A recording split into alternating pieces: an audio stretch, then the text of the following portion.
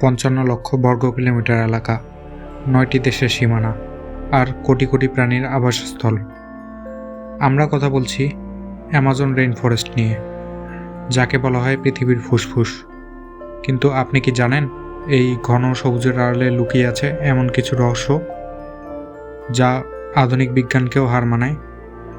আজ আমরা প্রবেশ করব আমাজনের সেই নিষিদ্ধ গভীরে, যেখানে পা রাখতে ভয় পায় খোদ অভিযাত্রীরাও।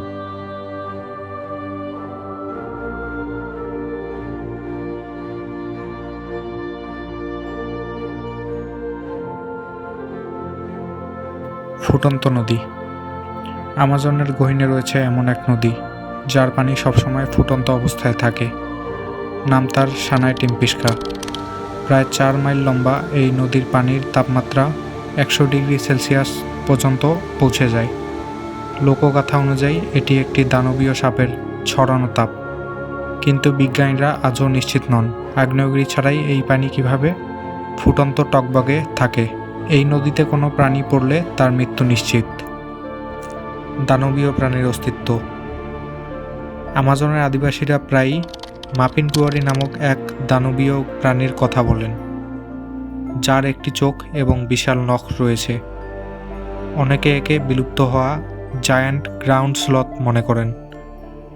এছাড়া আমাজনে 40 থেকে 50 ফুট লম্বা দানবীয় অ্যানাকোন্ডার গল্প প্রচলিত। যদিও আধুনিক রেকর্ড অনুযায়ী অ্যানাকোন্ডা সর্বোচ্চ 25 থেকে 30 ফুট হয়, কিন্তু জঙ্গলের গভীরে কী লুকিয়ে আছে তা কে জানে। হারানো সভ্যতা এল ডোরাডো। শত শত বছর ধরে অভিযাত্রীরা আমাজনে খুঁজে বেরিয়েছিলেন এক কাল্পনিক শহর, এল ডোরাডো। বলা হয় এই শহরটি ছিল পুরোটাই স্বর্ণের তৈরি।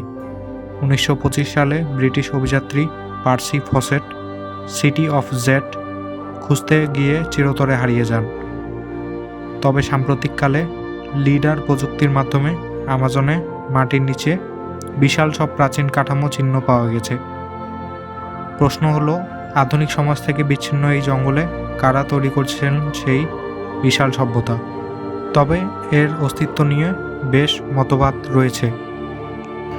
আমাজন আমাদের অক্সিজেন দেয় ঠিকই, কিন্তু বিনিময়ে এটি নিজের ভিতরে আগলে রেখেছে হাজারো রহস্য।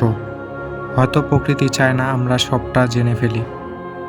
আপনার কি মনে হয়, এল ডোরাডো কি সত্যিই আছে, নাকি এটি নিছক কল্পনাই মাত্র? কমেন্টে আমাদের জানান।